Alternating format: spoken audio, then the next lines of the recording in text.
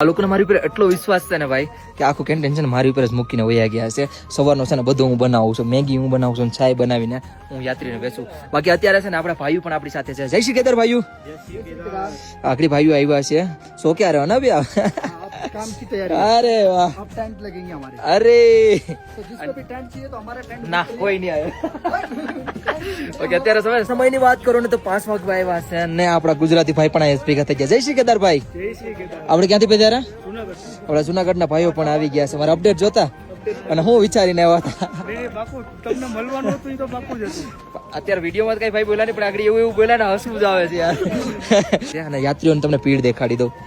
આ યાત્રીઓ જો આવી રીતે ધીરે ધીરે જાય છે, આરામથી બેઠતા બેઠતા બેઠતા બધા જાય છે.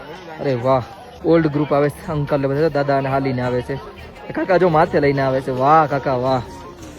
બાકી છે ને ભાઈ અત્યારે વેધર છે ને થોડુંક ચેન્જ થઈ ગયું છે, વાદળ થઈ ગયા વાદળ, હે ને જો. અને અત્યારે આપણે ભાઈઓ રહ્યા હતા, મસ્ત મજાના બેઠા હતા.